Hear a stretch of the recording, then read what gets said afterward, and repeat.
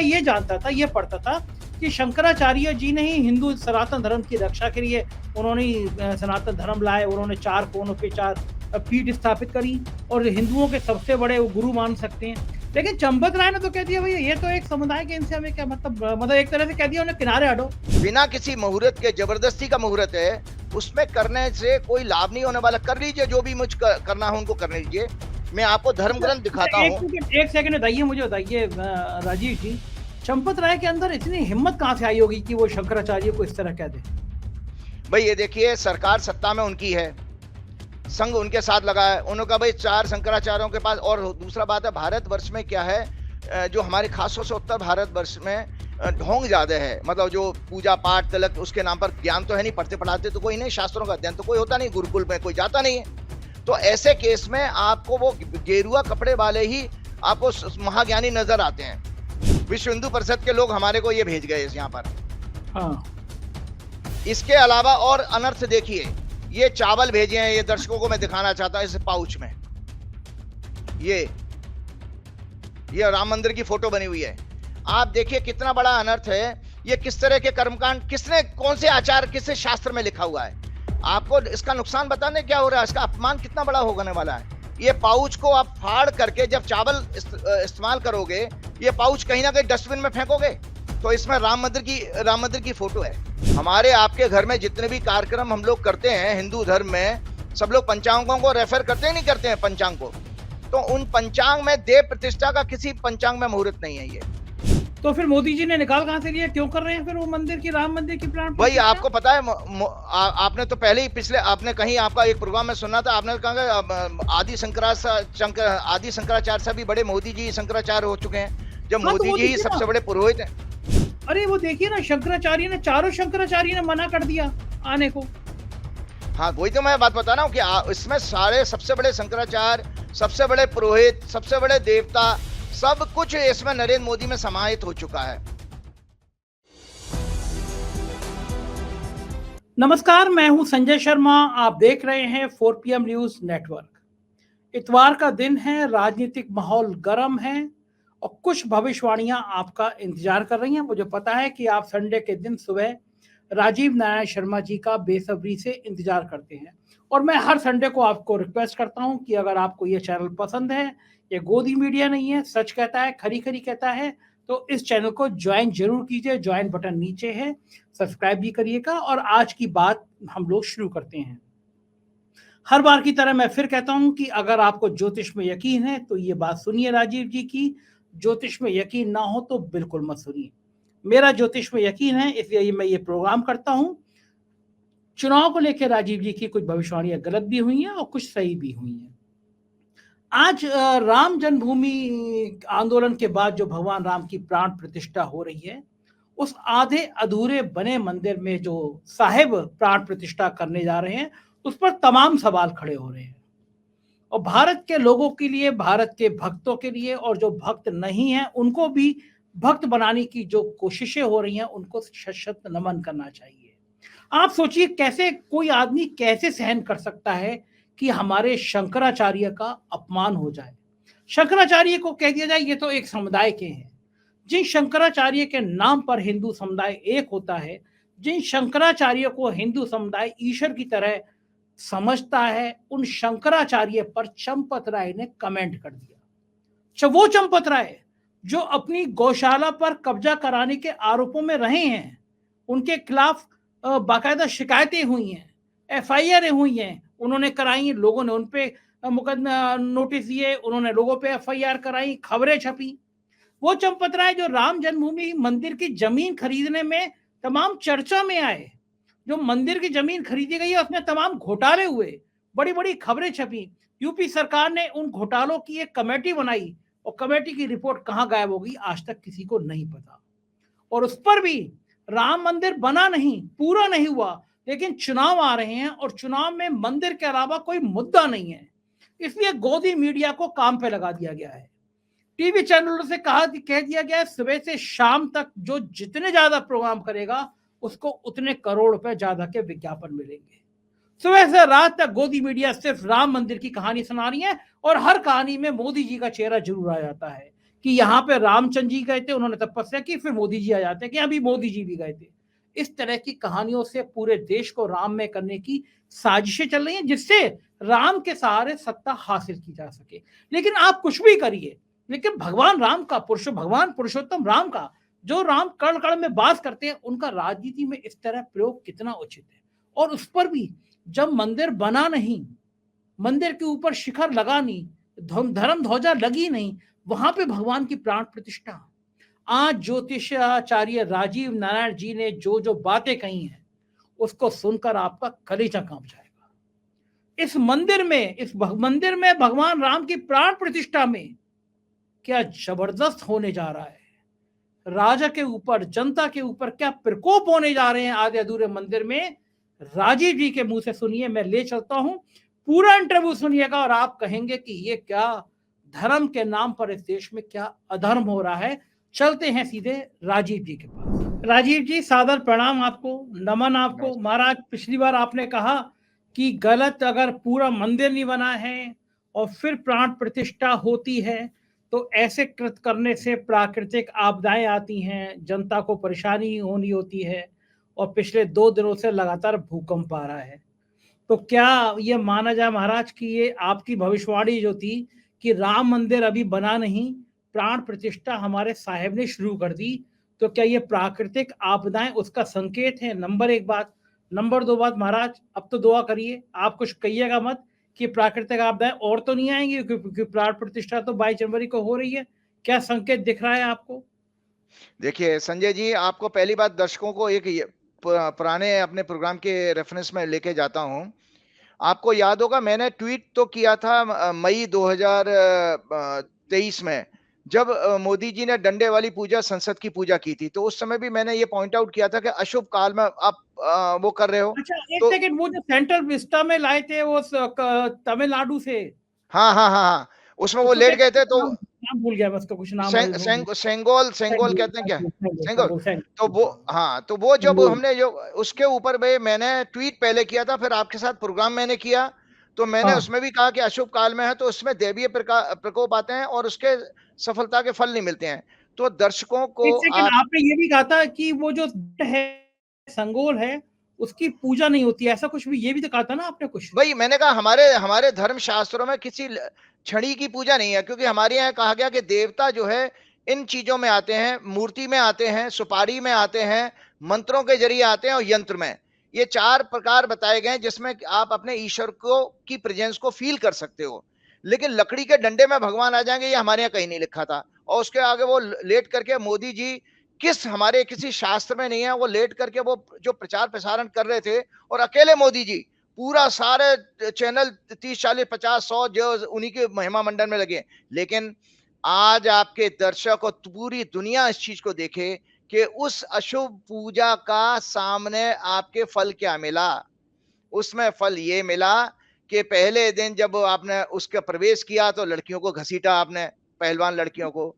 उसके बाद आपने ये किया कि वो जो है उसमें लोग घुस गए, पटाखे जाने क्या लेके, बम लेके भी घुस सकते थे, और 150 सांसद आपने, मतलब उसमें सुख शांति नहीं देख रहे हैं।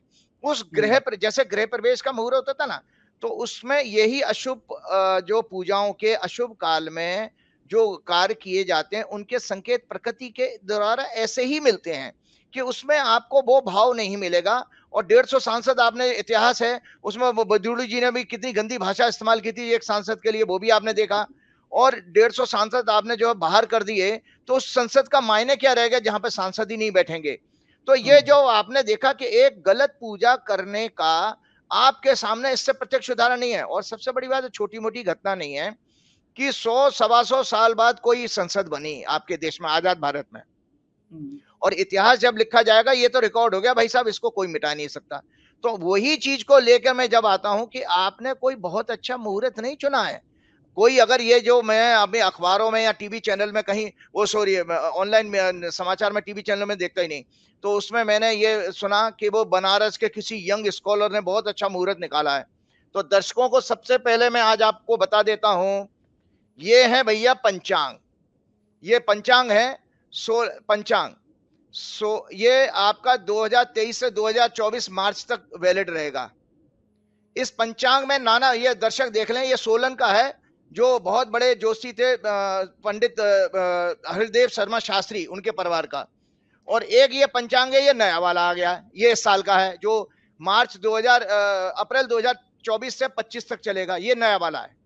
ये दो अलग अलग पंचांग है, ये पंजाब का है, वो हमारे हिमाचल का है। इन पंचांग में संजय जी आपके लिए, आपके दर्शकों के लिए नई जानकारी लेके आ रहा हूं, जिसमें नाना प्रकार के मुहूर्त होते हैं ना, विवाह के मुहूर्त, यात्रा के मुहूर्त, नई मशीन खरीदने के मुहूर्त, आपके वाहन खरीदने के मुहूर्त, तो उसमें देव प्रतिष्ठा का भी मुहूर्त होता है। अच्छा, मतलब किसी जब मंदिर में आप जैसे जो अभी कार्य करने जा रहे हैं, राम जी की, रामलला की जो मूर्ति की स्थापना करने जा रहे हैं, वो किस कैटेगरी में आता है? देव प्रतिष्ठा। वो कोई भी मुहूर्त नहीं है बाबूजी इसमें, इन दोनों अच्छा, पंचांगों में कोई मुहूर्त ही नहीं है। 22 जनवरी को कोई मुहूर्त ही नहीं है, कोई मुहूर्त ही नहीं है। तो राम मंदिर में प्राण प्रतिष्ठा हो रही है 22 जनवरी को, तो वही तो मैं कह रहा हूं कि क्या अनर्थ हो रहा है, समझ में नहीं आ रहा। कोई मुहूर्त नहीं है, ठीक है, काल उन्होंने थोड़ा मोरलेस ठीक ठाक सा चुन लिया, मतलब जैसे कुंडली कहते हैं काल को, वो तो चुना, लेकिन देव प्रतिष्ठा का शास्त्रों के अनुसार कोई मुहूर्त नहीं बनता है। इतनी बात जरूर है कि हमेशा देव प्रतिष्ठा या शुभ कार्य हमारे हिंदू धर्म में, कल परसों हमारी संक्रांति है, वैसे 14 जनवरी लोग कहते हैं, लेकिन सूर्य जब राशि बदलता है उसको ही संक्रांति कहते हैं। जब सूर्य मकर राशि में जाएगा तो उसको मकर संक्रांति कहते हैं, जो बड़ी ऑस्पिशियस है, क्योंकि सूर्य यहां से उत्तरायण हो रहे हैं, दक्षिण से उत्तर की तरफ जा रहे हैं, उत्तरायण सूर्य हैं। तो ये हमारे शुभ कार्यों के लिए भारतीय परंपरा के अनुसार यही सारे शुभ काम किए जाते हैं। तो इन्होंने एक काम क्या किया कि 14 जनवरी के बाद तारीख इसलिए कि भाई लोग उंगली ना उठाएं कि आपको उत्तरायण में कर रहे हैं, लेकिन देव प्रतिष्ठा का मुहूर्त पंचांगों के अनुसार नहीं है। हमारे आपके घर में जितने भी कार्यक्रम हम लोग करते हैं हिंदू धर्म में, सब लोग पंचांगों को रेफर करते हैं, नहीं करते हैं पंचांग को, तो उन पंचांग में देव प्रतिष्ठा का किसी पंचांग में मुहूर्त नहीं है। ये तो फिर मोदी जी ने निकाल कहां से लिया, क्यों कर रहे हैं फिर वो मंदिर की, राम मंदिर की प्राण भाई प्रतिष्ठा? आपको पता है, आपने तो पहले ही पिछले, आपने कहीं आपका एक प्रोग्राम में सुना था, आपने कहा आदि शंकराचार्य से भी बड़े मोदी जी शंकराचार्य हो चुके हैं, जब हाँ, तो मोदी वो जी ही देखिए सबसे ना, बड़े पुरोहित हैं। अरे वो देखिए ना, शंकराचार्य ने, चारों शंकराचार्य ने मना कर दिया आने को। हाँ वही तो मैं बात बता रहा हूँ कि इसमें सारे सबसे बड़े शंकराचार्य, सबसे बड़े पुरोहित, सबसे बड़े देवता, सब कुछ इसमें नरेंद्र मोदी में समाहित हो चुका है। तो आपको, मुझे जहां तक याद है, सितंबर अक्टूबर के महीने में किसी कार्यकर्ता सम्मेलन में मोदी जी ने कहा था कि 22 जनवरी का उल्लेख मोदी जी कर गए थे, तो लग रहा मोदी जी ने मुहूर्त निकाला, ये पंडितों का तो मुहूर्त है नहीं। आपको एक इंटरेस्टिंग, जी, चंपत राय ने तो कह दिया शंकराचार्य तो अलग, उसके उसमें नहीं आए, उनका तो संप्रदाय अलग है। हम तो मानते थे शंकराचार्य हिंदुओं के सबसे बड़े देव, मतलब गुरु होते हैं, लेकिन चंपत राय तो कह रहे हैं सबसे बड़े गुरु नहीं है, तो एक ही संप्रदाय शब्द कहूंगा या समुदाय कहूंगा, कि वो संप्रदाय, एक संप्रदाय मतलब संप्रदाय कहते हैं आइडियोलॉजी को, अच्छा, मैं थोड़ा कम जानता हूँ शायद, इतना ग्रंथ और शास्त्रों का मेरा अध्ययन नहीं है राजीव जी, आप तो। अच्छा नहीं, पहले मैं इस सवाल से पहले बताऊं, आप ज्योतिषी हैं तो आप धर्मशास्त्र की बातें क्यों कर लेते हैं? हाँ, मैं आपको बता रहा हूँ कि दर्शकों के लिए एक सामने ये बताता हूँ। देखिए, हनुमान जी की कृपा से मैंने ज्योतिष आचार्य का कोर्स 2005 में किया। उसके बाद तब से लेके अब तक 2019-20 तक तो रिसर्च की, मतलब 15 वर्ष की रिसर्च हो गई। साथ साथ मेरे को एक आकर्षण ये था संजय जी, आपके भावुक होकर के बता रहा हूँ, कि मुझे ये लगता था कि हम जब पंडितों से पूजा पाठ कराते हैं तो वो पंडित जी कुछ भी मंत्र बोल के चले जाते हैं, हमें उसका मायने नहीं पता लगता है। अब मैं विज्ञान का विद्यार्थी हूँ, इंजीनियर हूँ, तो मुझे लगता था कि मैं अपनी पूजा पाठ को जानूंगा जरूर, उसको सीखूंगा। मैं पंडिताई नहीं करने जा रहा हूं, मैं भविष्य में ना अभी पंडिताई करता हूं, लेकिन मैंने सिर्फ इसीलिए 2 वर्ष का संस्कृत आचार्य का, पुरोहित आचार्य का कोर्स किया।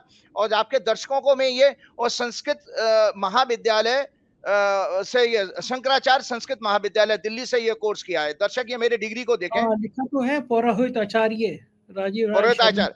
तो हाँ, ये आप देख रहे हैं कि ये मैं क्वालिफाइड जो है आचार्य हूं, इसीलिए मैं डिटेल में आपके धर्म के ऊपर बोल सकता हूं। अच्छा, तो मुझे एक बात समझा दी, हाँ, आपको ये तो समझ में आ गया कि आप बाकायदा डिग्री लिए हुए एक आचार्य हैं, धर्मशास्त्र से बोल सकते हैं। मेरे पास ऐसी कोई डिग्री है ना मैं ईमानदारी देता हूँ, ना मेरा धर्मशास्त्रों का इतना अध्ययन है। मैंने किया भी नहीं है, लेकिन मैं ये जानता था, ये पढ़ता था कि शंकराचार्य जी ने ही हिंदू सनातन धर्म की रक्षा के लिए उन्होंने सनातन धर्म लाए, उन्होंने 4 कोनों पे 4 पीठ स्थापित करी और हिंदुओं के सबसे बड़े वो गुरु मान सकते हैं। लेकिन चंपत राय ने तो कह दिया भैया ये तो एक समुदाय के, इनसे हमें क्या मतलब एक तरह से कह दिया उन्हें किनारे हटो। अब आप ये देखिए, विश्व हिंदू परिषद को क्या कहिएगा। विश्व हिंदू परिषद 1964 में बना था और शंकराचार्य ईशा से 400-500 साल पहले हुए हैं। और विश्व हिंदू परिषद जो आपके अशोक सिंघल जी के टाइम में विश्व हिंदू परिषद अलग था। अब विश्व हिंदू परिषद तो ज्यादातर मैंने देखा दलाली का अड्डा बन चुका है। ट्रांसफर पोस्टिंग कराना, अधिकारियों के चक्कर काटना, ये सब होता रहता है वहां, तो मुझे जानता है। लेकिन मैं आपके दर्शकों के लिए बता देता हूं, आदि शंकराचार्य ईशा से 300 से 400 साल पहले हुए हैं। और उस समय बौद्ध धर्म और जैन धर्म, मैंने पिछले प्रोग्राम में भी रिव्यू किया था, फिर रिपीट कर देता हूं। उस समय बौद्ध धर्म और जैन धर्म हावी हो चुका था और सनातन धर्म लोग छोड़ने लगे थे। सनातन, जैसे आज भी सनातन धर्म, आप चंपत राय अगर गाली दे रहे हैं शंकराचार्य जी को, तो इसका मतलब ये सनातन धर्म को गाली दे रहे हैं। आपके तमिलनाडु के एक मंत्री ने जरा सी कोई पूजा पाठ के ऊपर बात कर दी थी, तो देखो बीजेपी वाले कितने मक्कार धूर्त हैं, उसको सनातन धर्म खत्म कर रहे हैं। इंडिया एयरलाइंस सनातन धर्म, मतलब इतना प्रचार चलाया जो सनातन धर्म। अब इससे ज्यादा आप इनको ऊपर कौन क्वेश्चन मार्क करेगा। आप अगर अपने शंकराचार्यों चारों मठों पर प्रश्न चिन्ह लगा रहे हो, तो आप बेसिकली हत्या कर रहे हो सनातन धर्म की। इससे बड़ा अपराधी मैं कहता हूं, इनको तो बिल्कुल मृत्यु तुल्य कष्ट भगवान देगा। क्यों? क्योंकि जब बौद्ध धर्म, जैन धर्म, तर्क शास्त्री हावी थे, सनातन धर्म की धरातल पर था।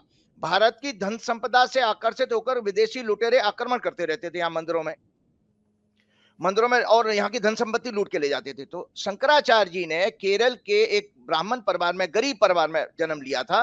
बड़ी अच्छी कहानी है, लंबी, किसी दिन अलग से प्रोग्राम करें। वहां से वो पैदल चले और पिछले टाइम में, प्राचीन टाइम में यही होता था कि आप किसी पर अपना आधिपत्य जो है, सुप्रीमेसी कब क्या नाम है, इस्टेब्लिश कर सकते हो, जब उसको हराओगे आप।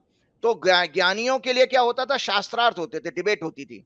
उन्होंने डिबेट में जैन धर्म को आचार्यों को और बौद्ध धर्म के आचार्यों को हराया। उसके बाद होते होते वो उत्तर भारत तक आए, तो उनके सामने समस्या थी, उन्होंने 4 मठ स्थापित कर दिए। और ये 4 मठ जो है आज की डेट में गोवर्धन पीठ, शारदा पीठ, द्वारका पीठ और मठ पीठ कहे जाते हैं, जो चारों दिशाओं में है देश की। इसके अलावा आपको बताएं, जो चंपत राय जो बात कर रहे हैं, जिसकी जो राम मंदिर था हमारा जो अयोध्या वाला, ये निर्मोही अखाड़ा के अंडर में आता है। इसकी जो पूजा पाठ है निर्मोही अखाड़ा वाले करते हैं। जो रामानुजाचार्य जो है आचार्य हुए थे, शंकराचार्यों के बाद में जो आचार्य हुए थे, उसमें बल्लभाचार्य, माधवाचार्य, रामानुजाचार्य, ये कई आचार्य हुए जिन्होंने अलग अलग संप्रदाय बनाए। मतलब जैसे कोई विष्णु के भक्त थे, वैष्णव भक्त थे, और कोई शिव को मानने वाले थे। तो आदि शंकराचार्य को यह कहा जाता है हमारे हिंदू धर्म में कि ये शंकर का अवतार थे, इसीलिए बहुत छोटी आयु में वो उन्होंने प्राण त्यागे थे। तो आज उन शंकर के अवतार के द्वारा 4 मठ स्थापित किए गए हैं। और सनातन धर्म क्या है? सनातन का अर्थ संस्कृत में कहा जाता प्राचीन। तो प्राचीन आपके जीवन में क्या है? आपके प्राचीन है वेद, और वेद के 11 उपनिषद। उसके बाद आते हैं महाभारत, रामायण त्रेता युग में, और महाभारत द्वापर युग में, और गीता द्वापर युग की। तो इनसे हमारा सनातन धर्म की व्याख्या होती है। तो जो चंपत राय ये कहते हैं कि सनातन धर्म से उनका क्या लेना देना, अरे भाई साहब, जो वेद हैं वो ही हमारा मॉडल कोड ऑफ कंडक्ट, धर्म की व्याख्या। हमारे 4 आश्रम हैं, ब्रह्मचर्य, गृहस्थ आश्रम, वानप्रस्थ और संन्यास आश्रम। 4 आश्रम, 4 पुरुषार्थ, आपके धर्म, अर्थ, काम, मोक्ष, और 16 संस्कार, ये सब वेदों में आए हैं। सो वैदिक जो संस्कृति है वो यही कहलाती है। उसका पालन करना, उसके नियम, कायदे, कानून डिसाइड करना, ये शंकराचार्यों का काम था। तो जो और अखाड़े क्यों बनाए गए, आपको बता देता हूं। अखाड़े इसलिए बनाए गए थे, जैसे मैंने अभी बातचीत में कहा कि हमारी धन संपत्ति को लूट लेते थे। मंदिरों में जो भक्त आते थे उनको भी परेशान करते थे पहले लुटेरे आकर के, विदेशी लुटेरे। जैसे बाबर भी जो आया था वो लुटेरा ही तो था। बाबर जो आया वो लुटेरा, तो उसने देखा यहाँ के लोग बड़े लालची हैं, स्वार्थी हैं, तो वो यहाँ पर आके कब्जा कर लिया और मुस्लिम धर्म हमारे फैल गया। तो शंकराचार्य जी ने एक आदेश उस जमाने में ये पारित किया कि भाई मंदिरों की सुरक्षा के लिए, भक्तों की सुरक्षा के लिए अखाड़े बनाए जाएं। तो जो आज निर्मोही अखाड़ा, जैसे 13 अखाड़े हैं कुल टोटल हमारे भारतवर्ष में, 13 अखाड़े, जूना अखाड़ा, निर्मोही अखाड़ा और उदासीन अखाड़ा, इस तरह कई अखाड़े हैं। तो अखाड़े का मतलब समझते हैं लोग, जहां पर मल्लयाई होती है, पहलवानी होती है, अखाड़ा कहते हैं ना। तो ये अखाड़े में शंकराचार्य जी के आदेश पर यह निश्चित हुआ कि लोग योगाभ्यास करके अपने शरीर को हुष्ट पुष्ट बनाएंगे, और उनको शस्त्र चलाने की भी शिक्षा दी गई, जिससे कि वो समाज का प्रोटेक्शन कर सके। तो अखाड़ों का निर्माण ये इसलिए हुआ था क्योंकि वो एक फौज तैयार करनी थी, धार्मिक फौज। और समय समय पर आपको पता है, हमारे भारतीय इतिहास में राजा महाराजा को नागा साधुओं ने भी लुटेरों के समय मदद की है। नागा साधु जो होते हैं, जो जूना अखाड़े के अंडर में आते हैं, नागा साधु। तो ये जो अखाड़े बनाए गए थे, फौज है हमारी, स्पिरिचुअल फोर्स, ये धर्म की रक्षा करने वाली। लेकिन जो पूजा पाठ की विधि विधान, शास्त्र का नियम, शास्त्रों का अध्ययन, ये शंकराचार्य जी की गाइडलाइंस में ही होगा। तो इसीलिए शंकराचार्य हमारे देश के एक तरह से उनको रिप्रेजेंट करते हैं, शंकराचार्य जी को, जो 4 शंकराचार्य, और ये भगवान तुल्य हैं। सबसे बड़े आचार्यों के आचार्य भारतीय सनातन परंपरा के अनुसार शंकराचार्य ही हैं, ना कोई माधवाचार्य, ना कोई रामानुजाचार्य, ना वल्लभाचार्य उनको मैच नहीं कर सकते, क्योंकि वो बाद में आचार्य आए हैं। वो एक टीचर की तरह से होते हैं ना, बाद के साइंटिस्ट हैं वो। तो इसीलिए उनके ऊपर उंगली उठाना मतलब आप सीधे सीधे सनातन धर्म पर उंगली उठा रहे हैं।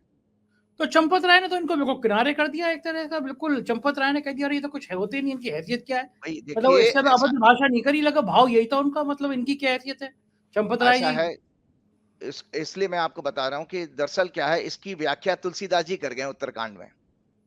उत्तरकांड में से आपको बता दें कि 2018 में भी विश्व हिंदू परिषद ने एक ड्रामा किया था, तालकटोरा स्टेडियम में साधु संत इकट्ठे कर लिए थे, और मोदी जी के ऊपर दबाव बनाने के लिए कि मोदी जी ऑर्डिनेंस लेकर के आए राम मंदिर के ऊपर, और संसद के जरिए पास करा दें।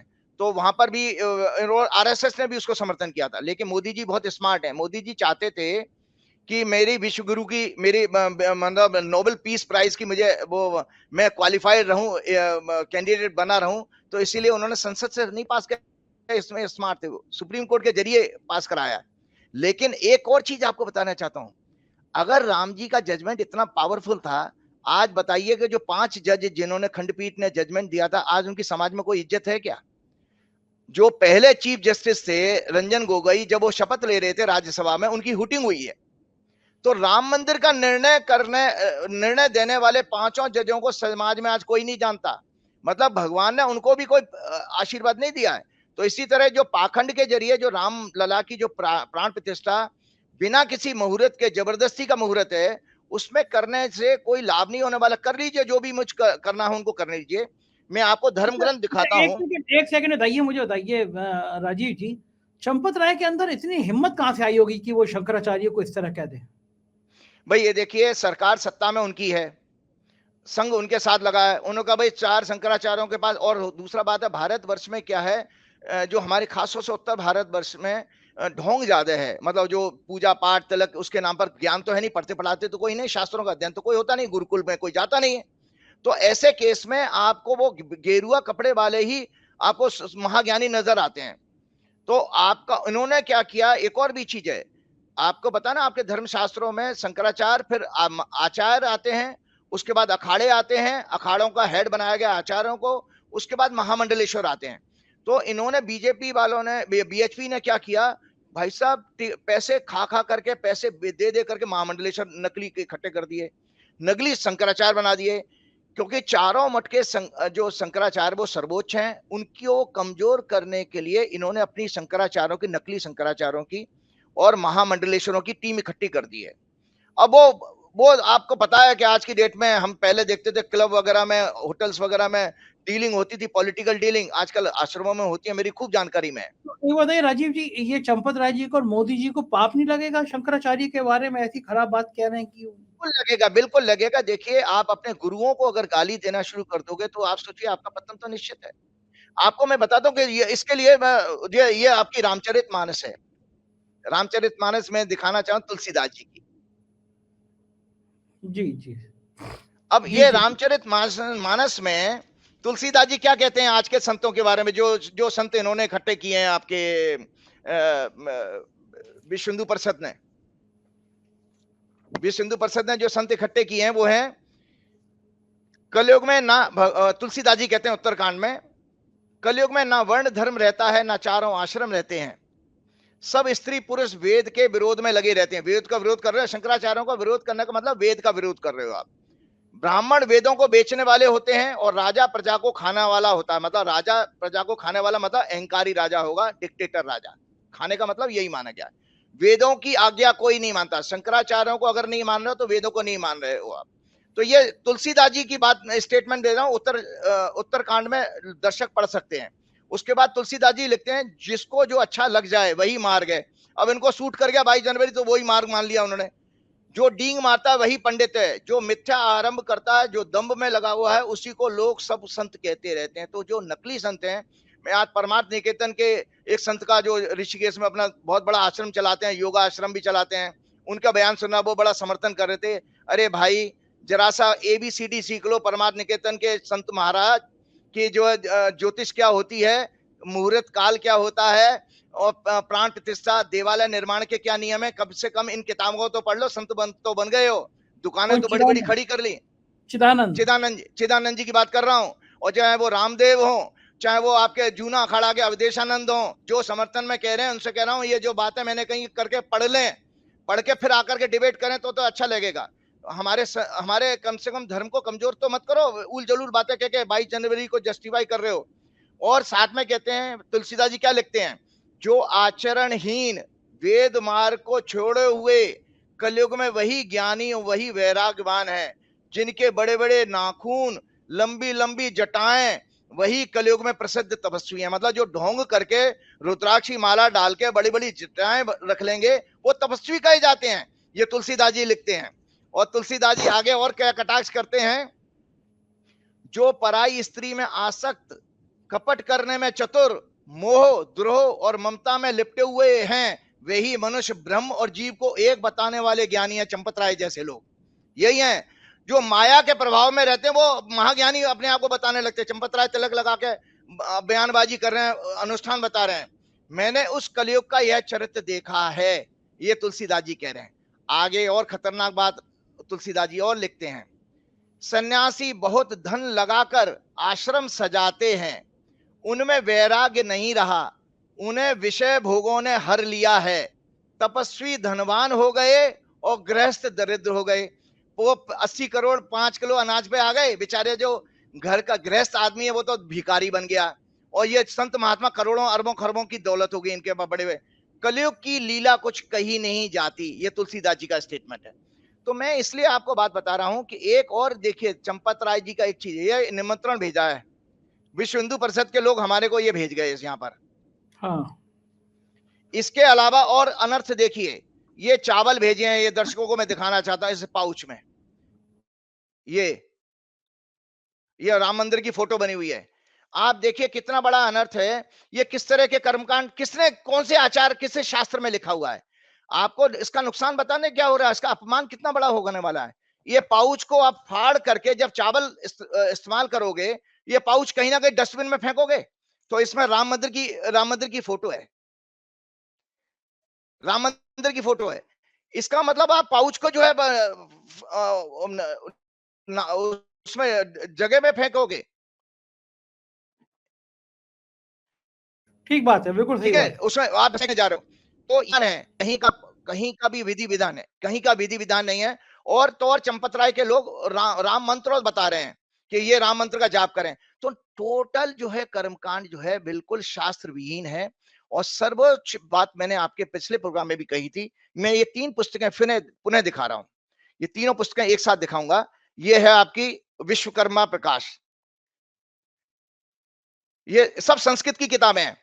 ये है आपकी बृहत वास्तुमाला, और ये है आपकी विश्वकर्मा प्रकाश, एक और संस्कृति, ये काशी की है किताब।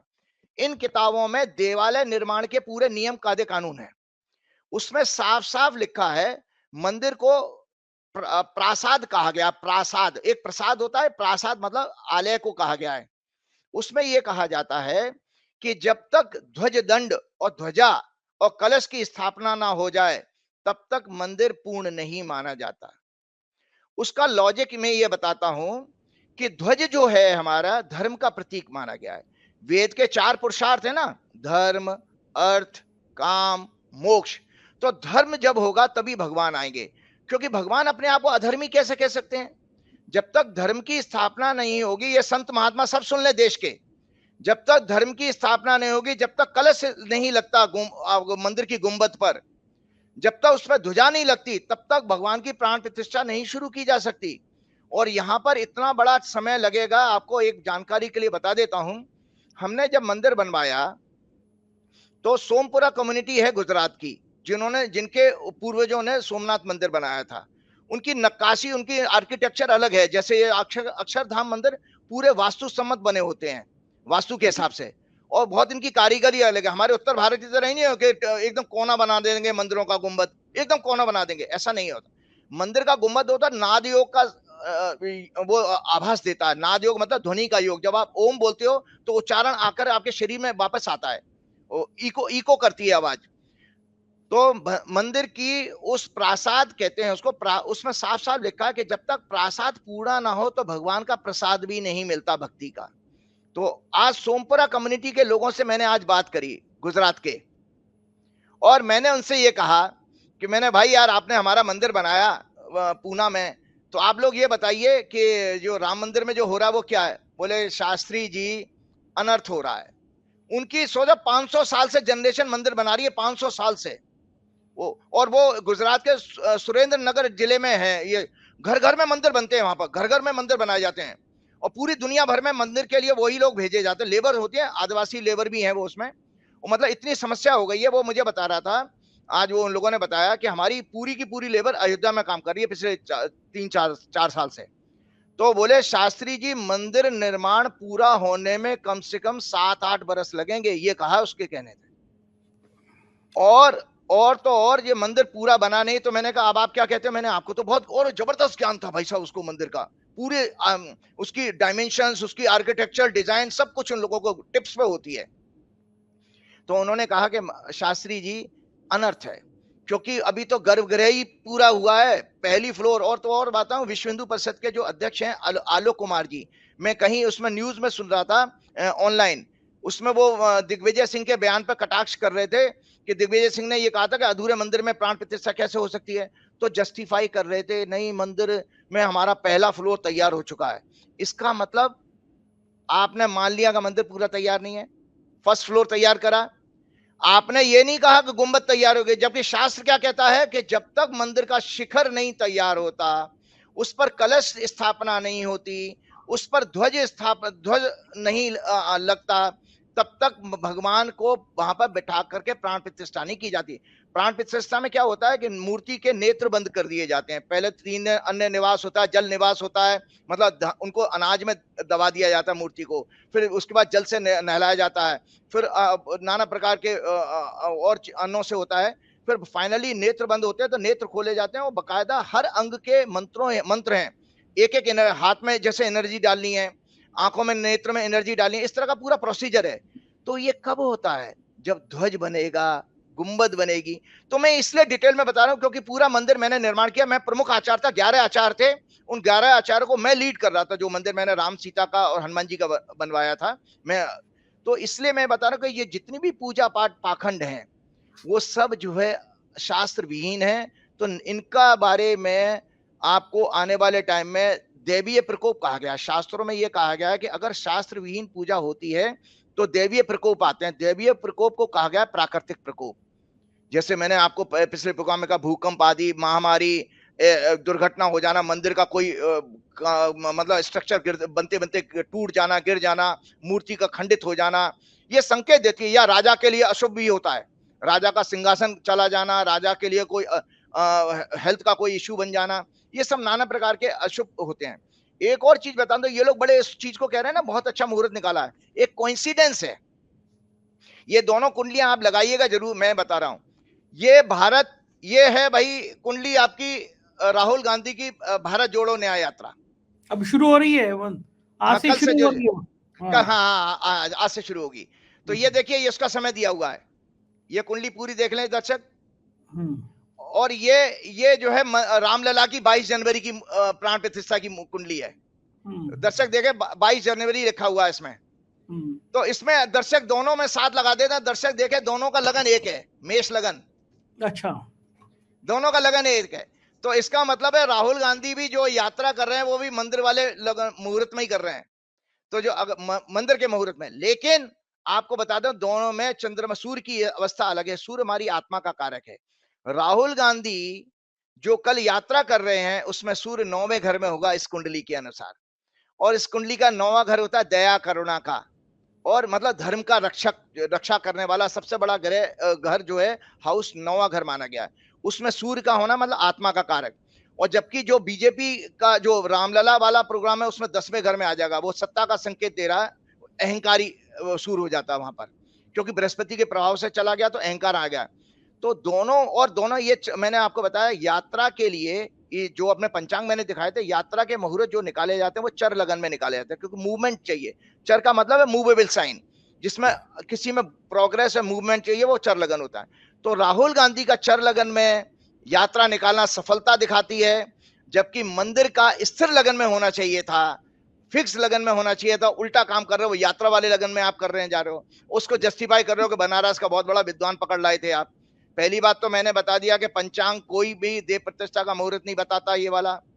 दूसरा बात है शिखर पूरा नहीं है, ध्वज लगी नहीं है, जब धर्म की स्थापना नहीं है। शिखर पर ध्वज लगना, मैं बार बार रिपीट कर रहा हूं कि धर्म अर्थ काम मोक्ष के पुरुषार्थ को अगर पूरा नहीं करते हो तो ईश्वर कैसे आ जाएगा। क्योंकि राम को आपको पता है राम ने जीवन भर क्या किया। राम जी का जो है, राम जी को जाने ना, राम जी का संस्कृत का अर्थ क्या है, रमनते योगिनस रामा, जो योगियों में रमते हैं, रमना मतलब रहना, वो राम है, मतलब भक्त के लिए कहा गया है, और वो आत्मा का प्रतीक है। हमारे शरीर में कौन वास करता है, आत्मा, जिसके निकलते ही आपका शरीर नश्वर है, खत्म हो जाता है। इसीलिए संजय जी आपको पता है जब आपकी हम सबकी मृत्यु होती है तो लोग पीछे राम नाम सत्य क्यों कहते हैं, इसीलिए कहा जाता है क्योंकि वहां पर राम नाम सत्य है। राम जो है शाब्दिक अर्थ है आत्मा का भी, तो इसलिए आत्मा ही सत्य है ये बोला जाता है, तो इसलिए राम नाम सत्य कहा जाता है। तो राम जी को ये जानते नहीं कि रामायण का संदेश ये जानता नहीं है। राम जी कहते हैं राम जी का संपूर्ण जीवन धर्म मतलब मोरल सोशल इथिक्स और मर्यादा मोडेस्टी पर आधारित रहा, जो वर्तमान शासकों में दूर दूर तक नहीं है। रामायण का विजन है प्रत्येक व्यक्ति को वैराग्य भक्ति से युक्त जीवन जीना चाहिए। ये सब केवल और केवल हनुमान जी के प्रसन्न करने से ही प्राप्त हो सकता है। भगवान श्री राम ने मनुष्य रूप में अवतार लिया, मानव जीवन के संपूर्ण संघर्षों को जिया, उनका सामना किया, जाति वर्ण का भेदभाव छोड़कर सभी वर्गों का सहयोग लेकर अहंकार रूपी अधर्मी रावण का अंत किया है, और उनको धनुष ताने हुए दिखाना, हिंसक रूप से दिखाना, उनका अपमान करना है। आपको पता है योगी आदित्यनाथ के पीछे धनुष ताने राम जी हैं। राम जी तो कभी हिंसक थे ही नहीं। आपको ये जो लोग नजर आते हैं वो कौन है? एक कालनेमी राक्षस हुआ था रामायण काल में, जो उसका काम था, उसको वरदान प्राप्त था, वेश बदल लेता था, और राक्षसों के घर ये देवी है, ये मायावी गुण सबके राक्षसों के अंदर होते थे। जब मारीच को भी राम जी ने जो हिरण बन के आए थे सोने का, उनको जब तीर मारा था तो उसने हे लक्ष्मण आवाज लगाई थी लक्ष्मण जी सीता जी को कंफ्यूज करने के लिए। सीता जी को लगा कि मेरे प्रभु कष्ट में हैं, तो उन्होंने उनके भाई लक्ष्मण जो उनकी रक्षा कर रहे थे उनको कहा कि देखो जाओ तुम्हारे भाई को कष्ट है, वो लक्ष्मण को पुकार रहा है, जबकि वो राक्षस बोल रहा था। तो इसी तरह से ये यहाँ पर जो जय श्री राम कहने वाले लोग हैं ये कालनेमी राक्षस के ही वंशज हैं, जो नकली हिंदुत्व को, नकली राम को और नकली धर्म शास्त्रों को बयान करते हैं और आपके सामने लेके आते हैं। मैं इन सब के ऊपर एक क्या बोलना, मैं एक गीता का एक श्लोक बता के आपके प्रोग्राम को समाप्ति देता हूं कि गीता में भगवान ने कहा है, गीता के 12वें अध्याय में, श्रेयो ज्ञानाभ्यासात् ज्ञानात् ध्यानम विशिष्यते, ध्यानात् कर्म फल त्यागात् त्यागात् शांति अनंतरम। हे Arjun, knowledge is better than practice. Practice कहते हैं कर्मकांड को, जैसे अभी ये जो चावल भेज दिए हैं इन्होंने, ये सब कर्मकांड के उसमें कहे जाते हैं। Without discernment meditation on God is superior to knowledge. मतलब भगवान ये कहते हैं भगवान अर्जुन से कि अर्जुन कर्मकांड से श्रेष्ठ ज्ञान है, और ज्ञान से भी श्रेष्ठ है ध्यान, मतलब परमात्मा का ध्यान लगाओ, वो ज्ञान से भी श्रेष्ठ माना गया। और उन्होंने भगवान आगे कैटेगराइज करते हैं कि ध्यान से भी श्रेष्ठ क्या है, अपने कर्म कर्तव्यों का पालन करके उसकी फल की इच्छा ना करना। मतलब जैसे ही आप अपने डिटैच करते हो तो उसमें भगवान कहते हैं तुरंत आपके अंदर शांति आ जाती है। तो इसलिए तो मैं आपको यही कहूंगा कि भाई आप लोग ये 16 तारीख से ड्रामा रचने जा रहे हैं, तो राम जी का एक बहुत अच्छे ये राम रक्षा स्तोत्र है, राम रक्षा स्तोत्र का पाठ करें। और सबसे बड़ी बात है कि उसमें राम जी की बहुत अच्छी स्तुति है, तो मैं 2 श्लोक पढ़ता हूं। माता रामो मत पिता रामचंद्र, स्वामी रामो मत सखा रामचंद्र, सर्वस्मे रामचंद्रो दारु न अन जाने नैव जाने न जाने। राम मेरी माता है, राम मेरे पिता हैं, राम मेरे स्वामी हैं, राम ही मेरे सखा हैं, दया में रामचंद्र ही मेरे सर्वस्व हैं, उनके सिवा और मैं किसी को नहीं जानता। श्री रामचंद्र चरणों मनसा स्मरामि, श्री रामचंद्र चरणों वचसा गृणामि, श्री रामचंद्र चरणों शीर्षा नमामि, श्री रामचंद्र चरणों शरणम प्रपदे। मैं श्री रामचंद्र के चरणों का मन से स्मरण करता हूँ, श्री रामचंद्र के चरणों का वाणी से कीर्तन करता हूँ, श्री रामचंद्र के चरणों का सिर झुकाकर प्रणाम करता हूँ, श्री रामचंद्र के चरणों में मैं जाता हूँ। और इसके साथ सबसे बड़ा लास्ट में जो कहा है, श्री राम राम रामेति रमे रामे मनोरमे, सहस्त्र नाम ततुल्यम राम नाम बराने। मतलब श्री राम बोलेंगे यही हजारों विष्णु नाम के बराबर है। और हनुमान जी की बात, सबसे बड़ी बात, ये हनुमान चालीसा में पुनः दिखाता हूँ। मैं भावार्थ बताने के लिए चौपाई बनना मुझे कंठस्थ याद है। राम द्वारे तुम रखवारे, होत न आज्ञा बिन पैसारे, सब सुख लहे तुम्हारी सरना, तुम रक्षक काहू को अरना। दर्शकों के लिए भाई अर्थ बता देता हूं। भगवान श्री रामचंद्र के द्वार के आप रखवाले हैं, आपकी आज्ञा के बिना उनके दरबार में किसी का प्रवेश नहीं हो सकता।